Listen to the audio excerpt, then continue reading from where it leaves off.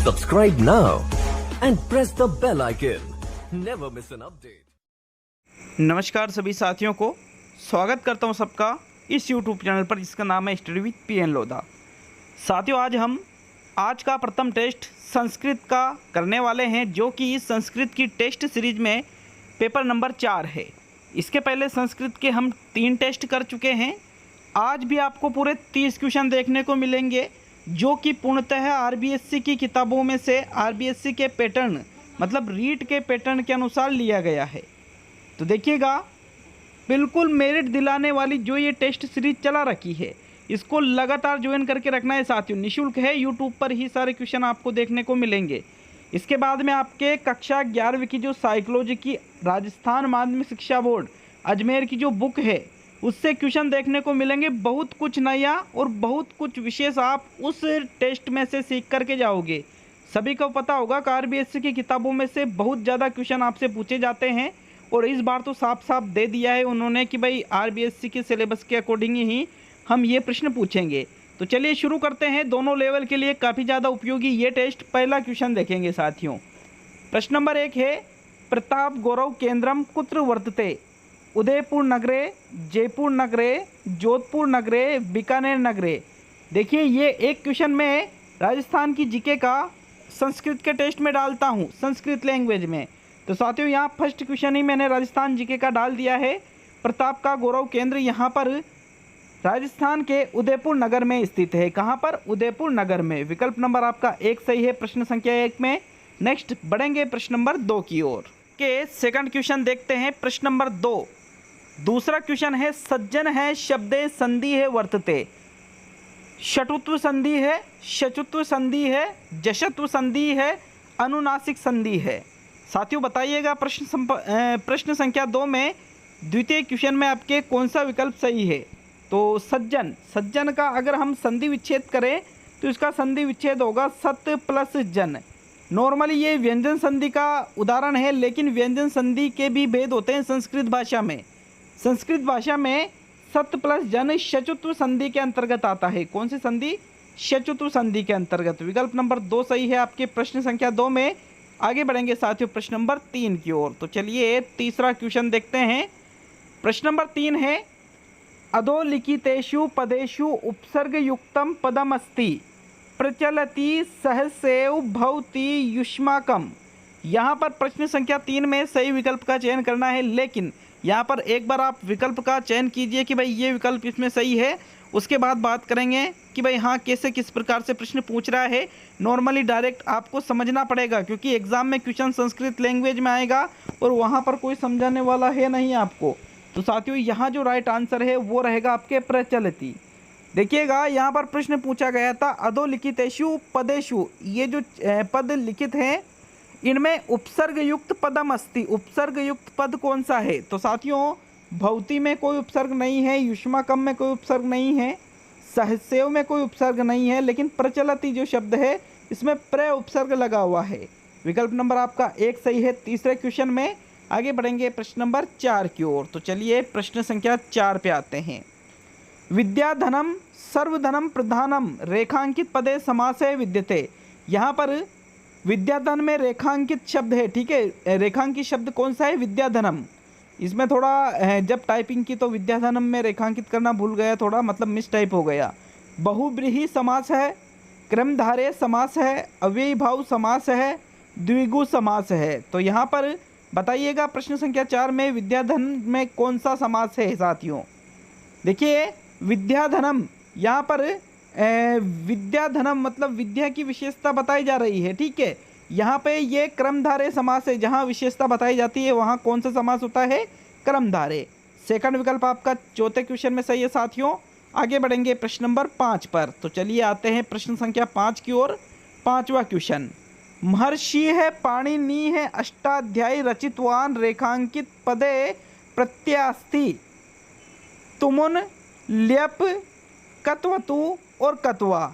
तो बताइएगा, यहाँ पर रेखांकित पद है रचितवान। रचितवान में कौन सा प्रत्यय लगा हुआ है संस्कृत भाषा में?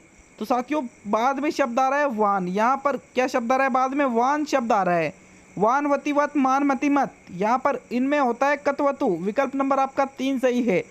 तुमुन इसमें नहीं है, ल्यप नहीं है, ना ही कत्वा है। ओनली थर्ड विकल्प, कत्वा में तो त्वा शेष रहता है, ल्यप में ये शेष रहता है, तुमुन में यहाँ पर तू शब्द तुम या तुम शेष शब्द शेष रहता है। तो यहाँ थर्ड विकल्प आपके सही है। प्रश्न 5 में आगे बढ़ेंगे मित्रों प्रश्न नंबर 6 की ओर। तो चलिए आते हैं छठे क्वेश्चन की तरफ। प्रश्न संख्या 6 है आपके, सरलाम पुत्र वधु रूपेण प्राप्य आत्मनाम धन्यम मन्ये रेखांकित पदे प्रत्यय अस्ति, तुमुन प्रत्यय, कत्वा प्रत्यय, लेप प्रत्यय और यत प्रत्यय।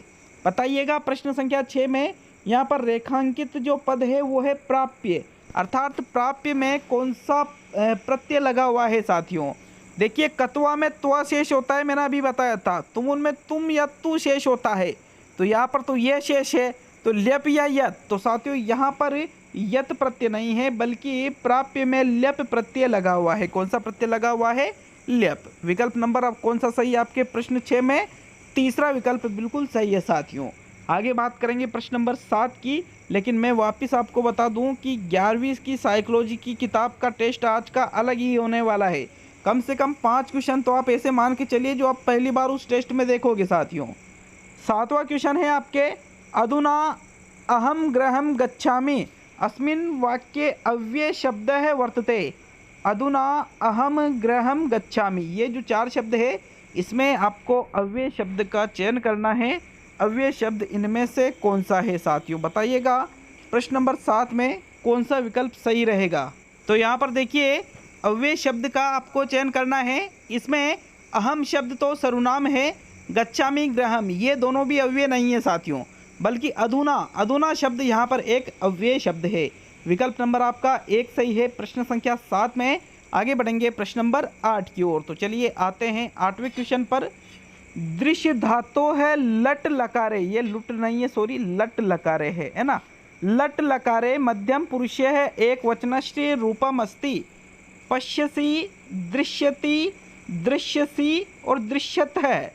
यहाँ पर दृश्य धातु में लट लकार मध्यम पुरुष का एक वचन रूप आपको बताना है, तो निकाल लीजिए। इसमें थोड़ा टाइम लग सकता है आपको, आप वीडियो को रोक करके इस क्वेश्चन का आंसर दे सकते हो साथियों, क्योंकि यहाँ पर आप पहले तो दृश्य धातु के अंतर्गत सबसे पहले फिर आप देखोगे कि यार लट लकार में फिर आपको देखना है मध्यम पुरुष में फिर आपको देखना है एक वचन। तो यहाँ पर जो दृश्य धातु है इसके लट लकार का मध्यम पुरुष एक वचन होता है दृश्यसी। क्या होता है साथियों? दृश्यसी। विकल्प नंबर 3 सही है प्रश्न संख्या 8 में। चलिए आगे बढ़ेंगे प्रश्न नंबर 9 की ओर। 9वां क्वेश्चन मित्रों, 9वां क्वेश्चन है, बुद्धिहीना है रिक्त स्थान, यथा ते सिंह कार का है, रिक्त स्थान की पूर्ति करना है। यहाँ पर विनश्यति, विनश्याम है, विनश्यंती, विनश्यर्त है। तो बताइएगा यहाँ पर रिक्त स्थान में कौन सा विकल्प सही रहेगा। प्रश्न संख्या 9 का जवाब दीजिए साथियों। तो इसमें आपको सही आंसर का चयन करना है कि रिक्त स्थान की जगह इनमें से भाई विनश्याम, विनश्यर्त है, विनश्यंती या विनश्यति कौन सा शब्द आएगा 9वें क्वेश्चन का। जल्दी जल्दी आंसर बताइए साथियों। तो साथियों प्रश्न संख्या 9 में रिक्त स्थान की पूर्ति करने पर आपका तीसरा विकल्प सही होगा। बुद्धिहीना है, विनश्यंती, यथा ते सिंह कारका है। थर्ड विकल्प सही है। 9वें क्वेश्चन में आगे बढ़ेंगे प्रश्न संख्या 10 की ओर। अब आपके 10वें क्वेश्चन की ओर हम आ चुके हैं। तो प्रश्न संख्या 10 आपसे पूछ रहा है, गुरु शब्दस्य चतुर्थी विभक्ते है एक वचनस्य रूपम अस्ति। गुरुवे, गुरो है, गुरुणा, गुरुवाई। तो साथियों यहाँ पर एक बार सही विकल्प का चयन कीजिए कि कौन सा विकल्प इसमें सही है। प्रश्न संख्या 10 में वापिस रोक करके आंसर दे सकते हो। तो इसका जो सही आंसर है देखिएगा, जो गुरु शब्द है इसकी चतुर्थी, भाई सबसे पहले तो गुरु शब्द का आपको रूप याद होना चाहिए, उकारांत पुल्लिंग में चलता है ये। इसकी चतुर्थी विभक्ति का जो एक वचन रूप होता है वो होता है साथियों गुरुवे। क्या होता है? गुरुवे होता है। विकल्प नंबर आपका 1 सही है प्रश्न संख्या 10 में। आगे बढ़ेंगे प्रश्न नंबर 11 की ओर। 11वां क्वेश्चन मित्रों, प्रश्न संख्या 11 है, ग्रामम परित है, वृक्षा है, संति इति वाक्य विभक्ति है अस्ति। पंचमी विभक्ति है, द्वितीय विभक्ति है, तृतीय विभक्ति है, षष्ठी विभक्ति है। तो बताइएगा प्रश्न नंबर 11 में कौन सा आंसर आपका सही रहेगा। देखिएगा, ग्रामम परित है, यहाँ पर परित है शब्द आ रहा है, परित है, अभित है, समया है, निक्षा है, इन सभी में द्वितीय विभक्ति का प्रयोग होता है। कौन सी विभक्ति का प्रयोग होता है साथियों? अभितय, परितय, समया, निक्षा, द्वितीय विभक्ति, इन सभी में द्वितीय विभक्ति का प्रयोग होता है। सेकंड विकल्प आपका 11वें क्वेश्चन में बिल्कुल सही है। आगे बढ़ेंगे प्रश्न नंबर 12 की ओर। तो चलिए आते हैं 12वें क्वेश्चन पर। 12वां क्वेश्चन है, सा अपि मनसि व्याकुला आसीत् अस्मिन् वाक्ये सर्वनाम पदम किम? सा मनसि अपि व्याकुला। यहाँ पर जो 4 विकल्प आपके सामने हैं, इनमें से उस विकल्प का चुनाव कीजिए जो आपको सर्वनाम दिखाई दे रहा है। तो यहाँ पर देखिए अपि, अपि एक अव्यय शब्द है, ये सर्वनाम नहीं है, तो ये गलत हो जाता है। बल्कि यहाँ पर सर्वनाम पद के अंतर्गत आता है सा यहाँ पर एक सर्वनाम शब्द है। विकल्प नंबर आपका 1 सही है साथियों 12वें क्वेश्चन में। नेक्स्ट आगे बढ़ेंगे प्रश्न संख्या 13 की ओर। तो चलिए आते हैं 13वें क्वेश्चन पर। प्रश्न नंबर 13 है, स कलमेन लिखती रेखांकित पदेषु प्रयुक्त विभक्तिम लिखत तृतीय विभक्ति, पंचमी विभक्ति, सप्तमी विभक्ति, चतुर्थी विभक्ति। यहाँ पर स कलमेन लिखती हुआ है, कलम से लिखता है साथियों। यहाँ पर कलमेन बिल्कुल तृतीय विभक्ति का प्रयोग हो रहा है, कलम से अथवा के द्वारा। यहाँ पर कारक चिन्ह भी इसका यही होता है और कलमेन तृतीया में आएगा यहाँ पर। विकल्प नंबर आपका 1 सही है 13वें क्वेश्चन में। नेक्स्ट आगे बढ़ेंगे मित्रों प्रश्न नंबर 14 की ओर। तो चलिए आते हैं प्रश्न संख्या 14 पर। प्रश्न नंबर 14 है, अधोलिखित वाक्येषु रेखांकित पदियों है विशेषण पृथक कुरुत। यहाँ पर आपको बताना है कि इनमें से विशेषण शब्द कौन सा है। वैदेशिका है, पर्यटका है, अपि अत्र आगच्छन्ति, अपि आगच्छन्ति, वैदेशिका है, पर्यटका है। यहाँ पर इनमें से विशेषण शब्द का चुनाव करना है आपको। प्रश्न आपसे यही पूछा जा रहा है। देखिए विशेषण का मतलब होता है विशेषता बताने वाला शब्द, ठीक है, और विशेष का मतलब होता है जिसकी विशेषता बताई जाती है, अर्थात जो करता है उसको विशेष कहते हैं। तो यहाँ पर पर्यटका है, यहाँ पर पर्यटका है तो यहाँ पर विशेष है, और वैदेशिका शब्द विशेषण के अंतर्गत आ जाता है, अर्थात यहाँ पर वैदेशिका है। तीसरा विकल्प आपके 14वें क्वेश्चन में बिल्कुल सही है साथियों। नेक्स्ट आएंगे प्रश्न नंबर 15 पर। 15वां क्वेश्चन देखते हैं। तो प्रश्न संख्या 15 है, यहाँ पर 48 लिखा हुआ है, संख्या संस्कृत भाषायाम रूपेण भवति। मतलब इसको आपको ये जो गिनती का शब्द है इसको संस्कृत भाषा में बताना है कि 48 को संस्कृत भाषा में किस प्रकार से लिखा जाता है। अष्टचत्वारिशत, अष्टचत्वारिशत और चत्वारित अष्ट। तो यहाँ पर सिर्फ अंतर ये है कि अष्ट में यहाँ बड़ा ट है और यहाँ छोटा ट है। तो यहाँ पर बताइए 48 को संस्कृत भाषा में किस रूप में लिखा जाता है। तो साथियों इसको लिखा जाता है अष्टचत्वारिशत है।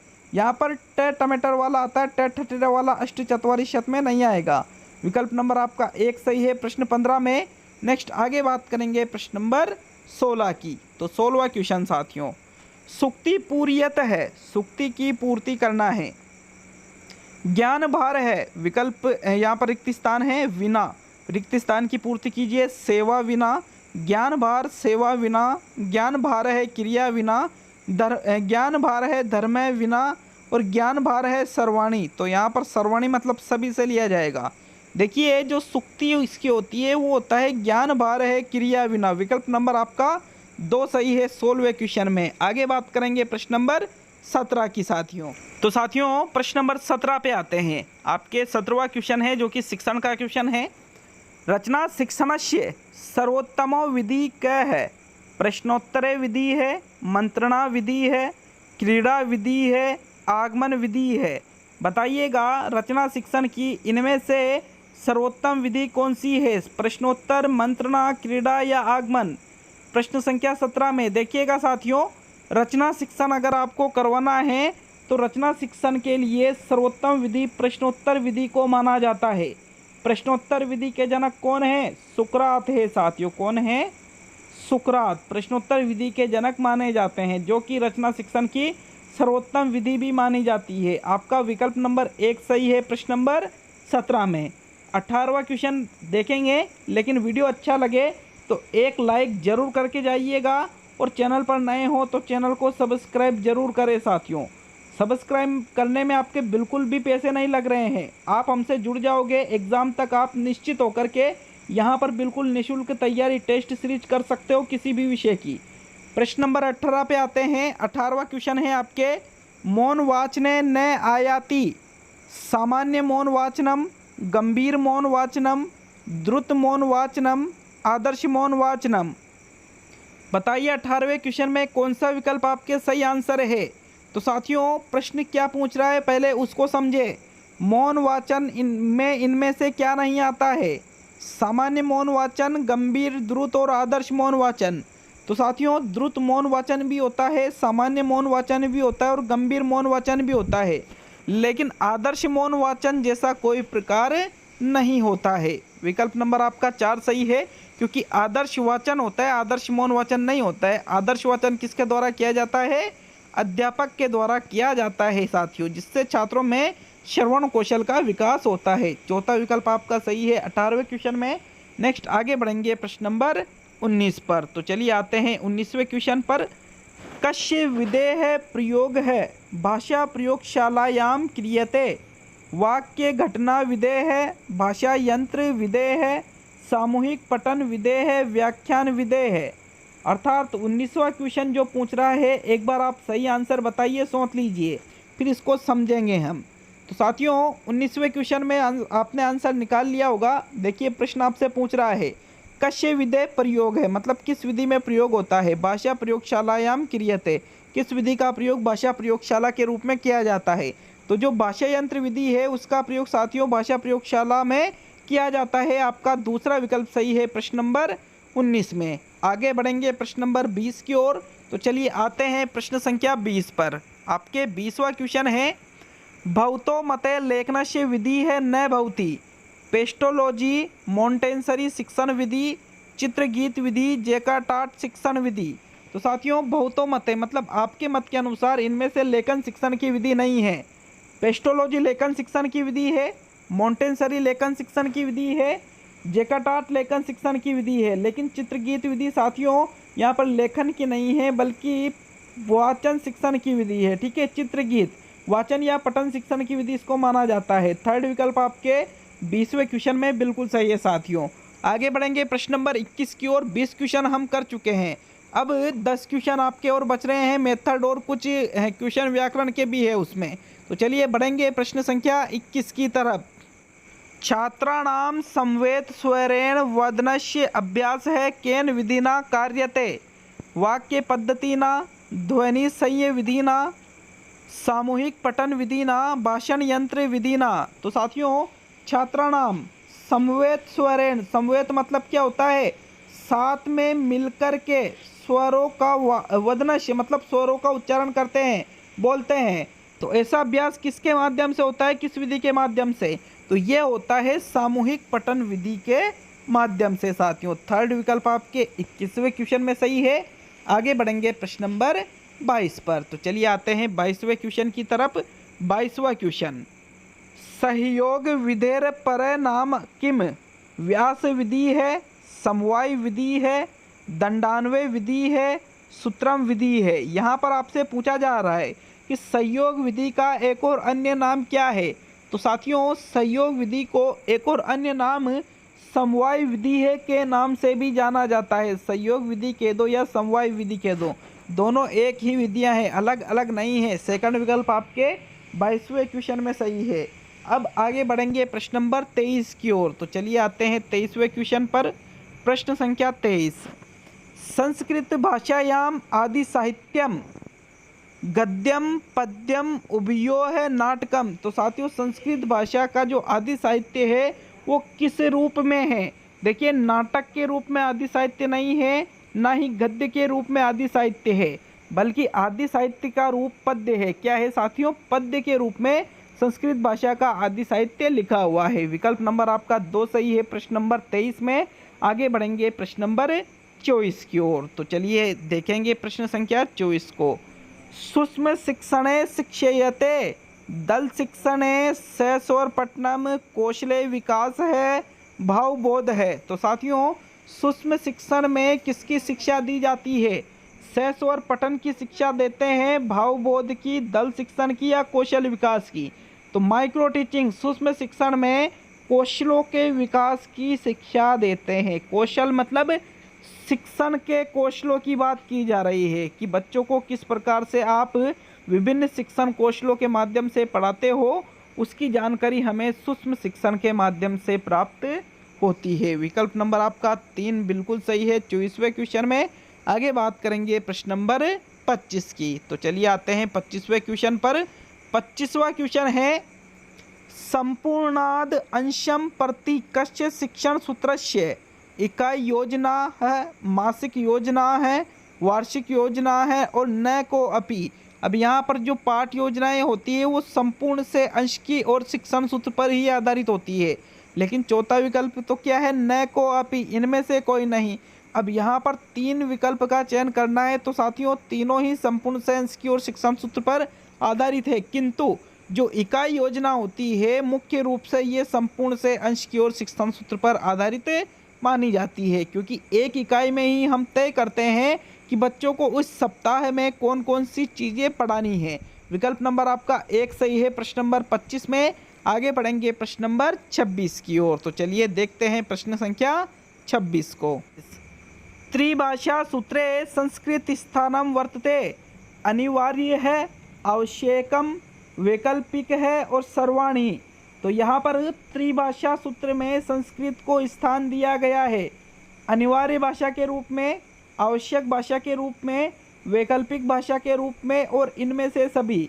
तो साथियों संस्कृत को त्रिभाषा सूत्र के अंतर्गत वैकल्पिक भाषा के रूप में स्थान दिया गया है। आपने देखा होगा कि 10वीं के बाद में हम संस्कृत चाहे तो ले चाहे तो नहीं ले, वैकल्पिक होती है ये चीज़ें, आवश्यक और अनिवार्य नहीं होगा। थर्ड विकल्प आपके 26वें क्वेश्चन में सही है साथियों। आगे बात करेंगे प्रश्न संख्या 27 की। लेकिन वापस कह रहा हूँ वीडियो अच्छा लगे तो एक लाइक जरूर करके जाइएगा। तो चलिए आते हैं प्रश्न नंबर 27 पर। आपके 27वां क्वेश्चन क्या पूछ रहा है? पद्य शिक्षणस्य प्रमुख अंग है किम? पद्य शिक्षण का प्रमुख अंग इनमें से क्या है? अभिनय विकास है, अभिनय का विकास करना, शब्दार्थ बोध है, शब्दार्थ का बोध करना, सरलार्थ बोध है, सरलार्थ का बोध करना और भाव बोध है, भाव का बोध करना। तो साथियों पद्य शिक्षण का मुख्य उद्देश्य ही या मुख्य अंग ही किसको माना जाता है? भाव बोध को। भावानुभूति, रसानुभूति, सौंदर्यानुभूति, ये चीज़ें अलग अलग स्तर पर पद्य शिक्षण के प्रमुख अंग या प्रमुख उद्देश्यों को ये चीज़ें माना जाता है। तो यहाँ पर आपका जो चौथा विकल्प है वो आपका सही आंसर है प्रश्न संख्या 27 में। आगे बढ़ेंगे प्रश्न नंबर 28 की ओर। तो चलिए आते हैं प्रश्न संख्या 28 पर। 28वां क्वेश्चन पूछ रहा है आपसे अर्थ ग्रहणार्थम सर्वाधिक उपयुक्तम पठनम भवति।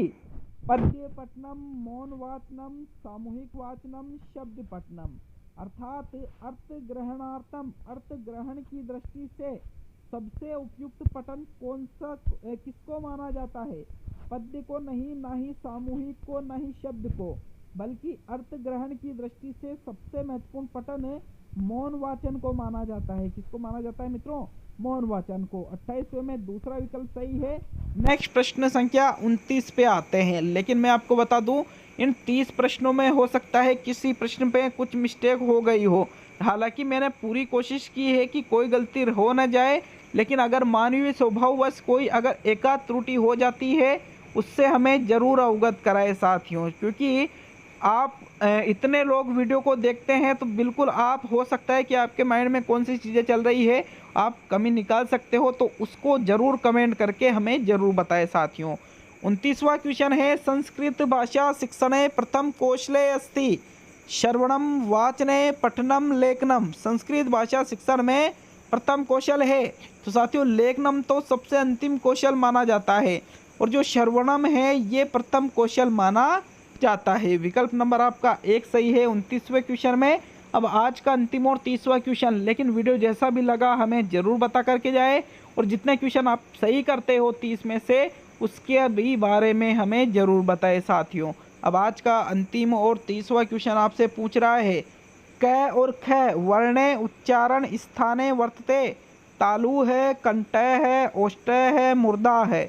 तो साथियों इचु यशनाम तालु चे वर्ग होता है तालु से। अक्कू है विसर्ग नियम कंटय है, मतलब के वर्ग कंठ से होता है। तो कबूतर और खरगोश कौन से वर्ग में आता है? के वर्ग में। उपुधिनाम उ और प वर्ग ओष्ट से होता है। और यहाँ पर ऋटूर्षा नाम मूर्धा, यहाँ पर री और ट वर्ग मूर्धा से होता है। तो यहाँ फिर आपका दूसरा विकल्प बिल्कुल सही है प्रश्न संख्या 30 में। तो ये आज का पेपर पूरा हुआ। इसके बाद में साइकोलॉजी का RBSC 11th क्लास की बुक से जो वीडियो बनाया जरूर देख लीजिए उस वीडियो को। बहुत कुछ ही नया सीख के जाओगे, भले आपने कितना ही पढ़ लिया लेकिन आप नया सीख के जरूर जाओगे। तो मिलते हैं अगले वीडियो में 8 बजे वाले में। बहुत बहुत धन्यवाद सभी साथियों का।